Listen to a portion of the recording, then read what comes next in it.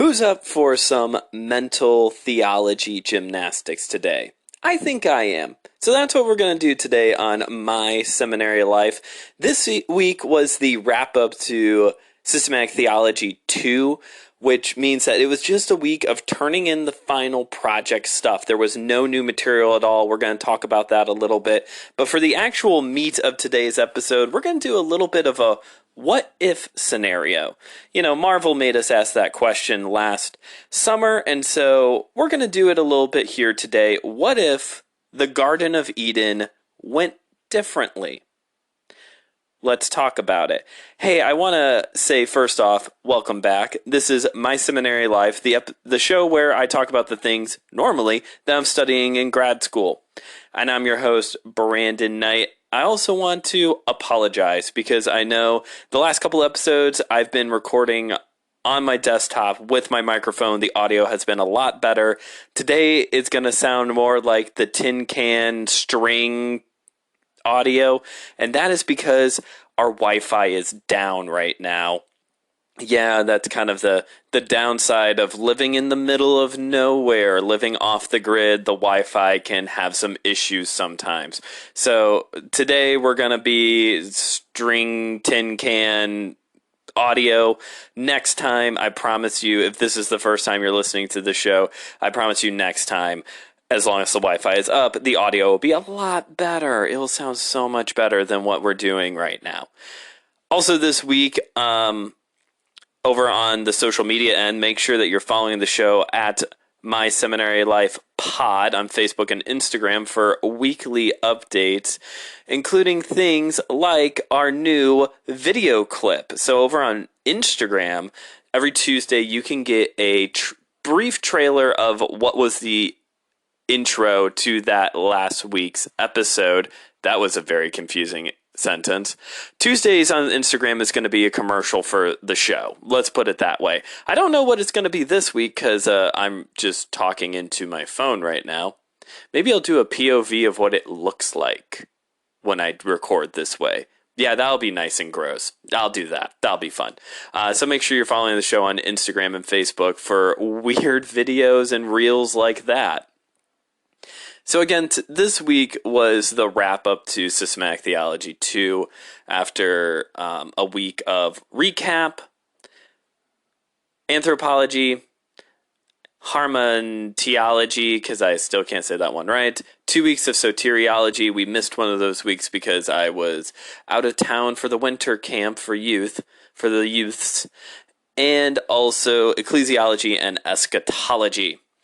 Which, by the way, if you haven't checked out the One More Thing with my buddy Joe talking about end times media, that should be the episode just right before this one now on the feed. So go listen to that. We had a great time reminiscing about end times media. It was a lot of fun, honestly. So after all these weeks, we had this week the final projects due.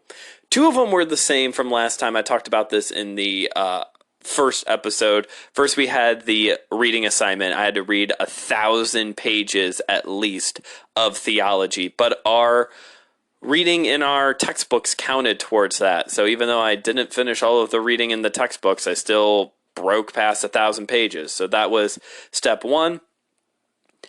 The other one that was similar from last semester was turning in an ordination. I keep wanting to say dissertation, but an ordination paper. So it was 5 worksheets, 1 on anthropology and the study of sin, 1 on soteriology, 1 on Christian living, 1 on ecclesiology, and 1 on eschatology. Each one had 10 questions on it, and I just had to fill out these worksheets. Unfortunately, because of my schedule, this whole quarter, that meant that the past 2 days was basically me spending as much time as I physically could just cranking out these worksheets to get them done. But they are done. It went from 5 worksheet pages to 20 pages worth of material, and we're waiting on the results for that. That is the biggest of the 3 assignments. The final one was the glossary. I talked about this a little bit. It's a fun assignment, but I was a little peeved at it, to be honest.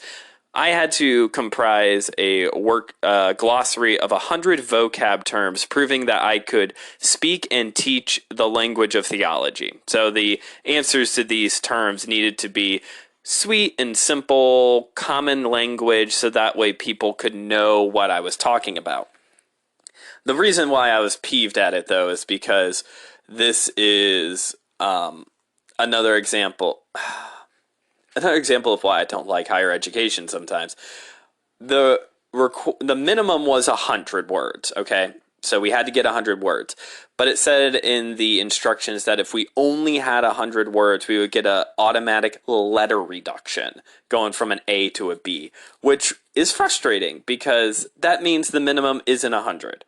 So you know what I did? I'm a jerk, folks, and I turned in 101 vocab terms. So maybe I'll get like a B plus? I don't know. So that was all that I had to do this week, and it was time consuming, but it got done. I had a great time working on the soteriology worksheet, just thinking about atonement and salvation and redemption and reconciliation and how this all, like, all these legal terms that apply to how we were bought out of our slavery to sin. It was so good. And then I had to answer questions about what type of church government I think a church should have. So, it swung both directions. As for the class itself, I don't know if I can really say much towards it. I liked the glossary assignment, even though I didn't like the rules behind the glossary assignment. That assignment was right up there with, if you've been around since the beginning, in spiritual formation, I had to pick any book and write a paper on it. So, and I really liked that. I liked having the freedom to pick any book and write a paper on it. It was a lot of fun, and not just having to pick from a list or here's the book you have to write a paper on. Similarly, I really enjoyed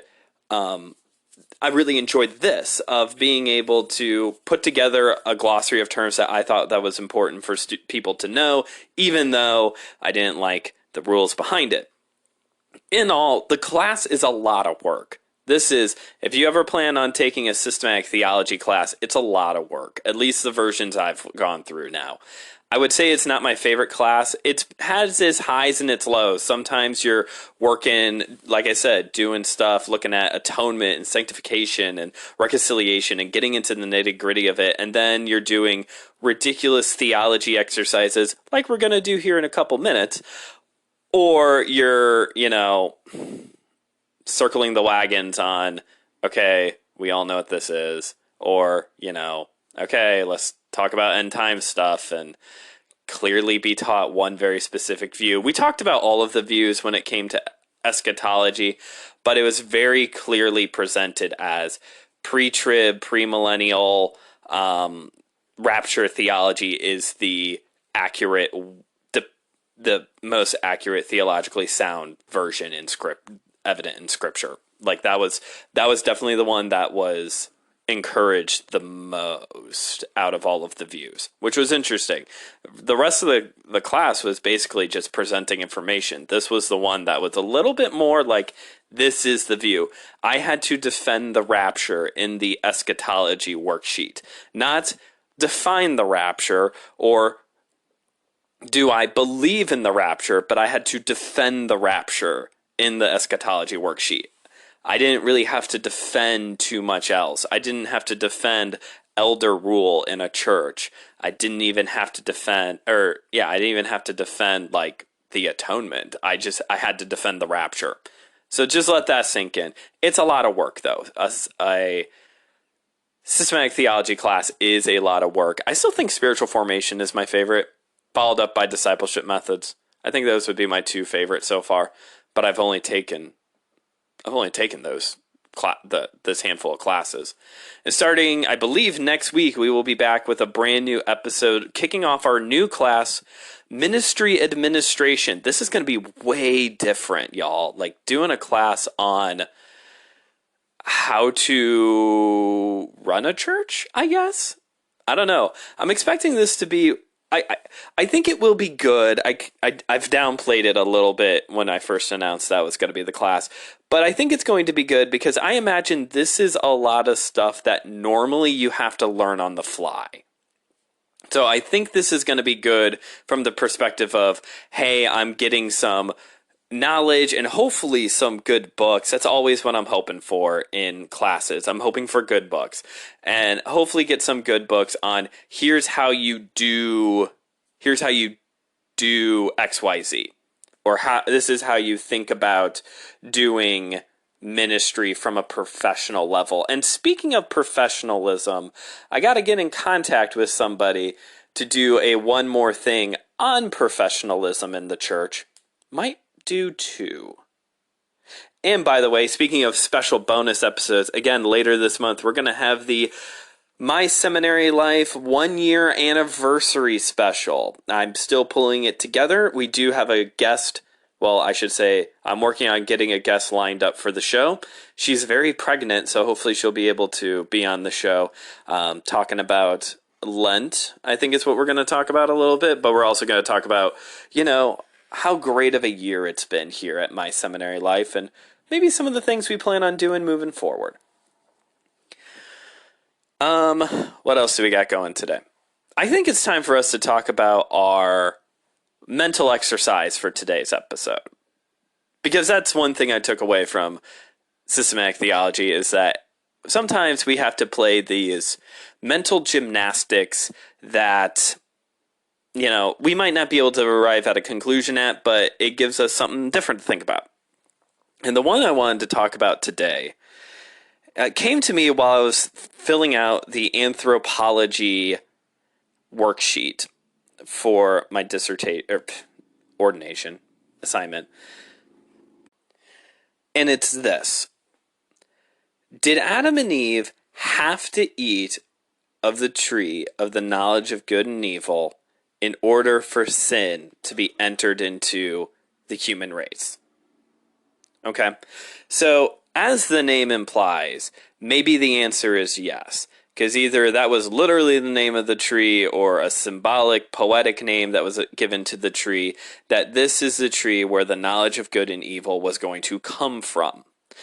But the reason why this thought came to mind is because a lot of the questions in the anthropology worksheet were wrestling with this idea of what was the garden like, what were the responsibilities of Adam and Eve in the garden, what was the fault, things like that. We had to look at, original sin and, humans' identity, but a lot of it was also what was the garden like.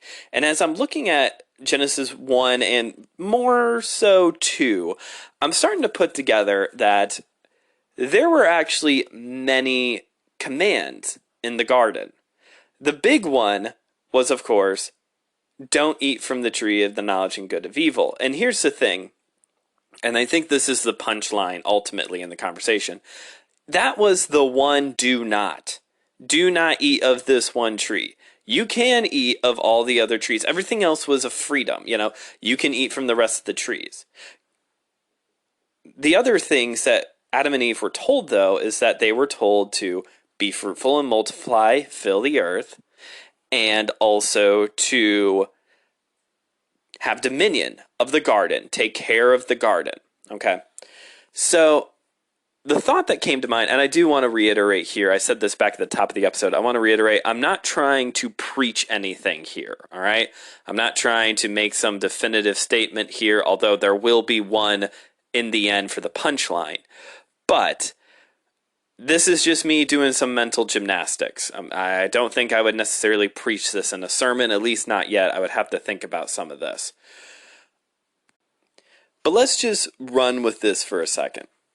I highly doubt that the command to be fruitful and multiply and fill the earth wouldn't have happened. I doubt that. Although, at the Tower of Babel, there was a issue with the dispersing and filling part, and that's why God changed the languages and blah, blah, blah. So maybe there would have been an overcrowding in the Garden of Eden, but I don't think there would have been an issue with the be fruitful and multiply part because the act of making the fruitfulness and the multiplying is obviously an enjoyable task. It's a very enjoyable task. Plus, you have the thing that I'm wondering is, what if Adam and Eve didn't have dominion over the garden? What if they didn't keep up with the garden?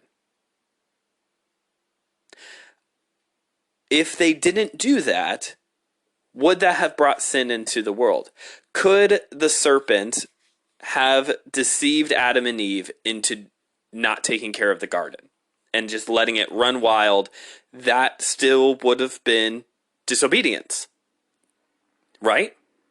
If they did not do it, that still would have been disobedience on their end. But instead, and this is the significant part, the serpent went for the one thing they were told not to do. And that is the theologically rich part. He attacked the one thing that was forbidden, and that was going to eat of the tree of the knowledge of good and evil. He didn't go for the things that were permissible. You can take care of the ground. You can be fruitful and multiply. He went for the one thing that was off limits. That, I think, is significant. That, I think, speaks to why that was the one that ended up happening, is because he went for the one thing that was off limits. The one thing. Isn't that insane? All these other foods in the garden, all the freedom, the intimacy with God, the labor, which, depending on how you understand Genesis 3, the labor wasn't even all that bad prior to the fall, or at least wasn't as severe prior to the fall. And yet, they fell for it. Because they fell for the one thing that was the one do not. Which I think speaks volumes to us as humans still to this day. We're so easily tricked and deceived and tempted by the one do nots. By the do nots. We enjoy doing the things that we're permitted to do. I mean, life is harder now after the fall. But we just love to do the do nots. Maybe that'll be the title of this episode. We love to do the do nots. It's part of our family heritage from Adam and Eve. That we are so easily deceived by the one shiny thing that we can't have. So could Adam and Eve have fallen and sin entered into the world through another means? Possibly. If they didn't fill the earth or they didn't take care of the garden, well, maybe. Maybe. If they were deceived into thinking that God wasn't good by making them work, or telling them, thinking that God wasn't good because he was making them spread out. Because that's the other thing. Because the heart of the sin is that they were tricked into believing that God wasn't good, that God didn't have their best intentions in mind, that God was withholding a good from them. So I guess if they would have been deceived into believing that God wasn't good because he was making them work, then yeah, I mean, I get it. That makes sense. But instead, the serpent attacked the one thing that was off limits, which probably would have made it the even more enticing of the things, of the options. So yes, I think there's ways that sin could have entered the world through other means, through the other commands that were given to Adam and Eve, but specifically, it makes sense that it was the tree of the knowledge of good and evil. Maybe that's the point. It makes sense that it was the one thing that was off limits. And this, folks, is kind of what it sounds like to be in a theology class, because sometimes you just have to take weird scenarios and just be open to dialogue about it. Maybe this will give you something to think about. Maybe this will challenge you into those other things those do nots that you're easily tempted into, as a reflection of areas in your life where maybe you think God isn't good, but this other thing is better than what God has for you. Things to keep in mind as you go through your day. Well, that's all I've got now for the my seminary part. So let's pop on over then to the my life part. As even though I've been spending all of my free time working on finishing up assignments for this class, I did have time this week for a couple fun things. First off, we had a special event at youth group, and I got to host a Hot Ones challenge. Yep, a Hot Ones challenge. It was fine until the very last hot sauce, and I instantly started crying. All the rest of them just tasted bad. They just tasted like vinegar. One kind of tasted like charcoal, which was not enjoyable at all.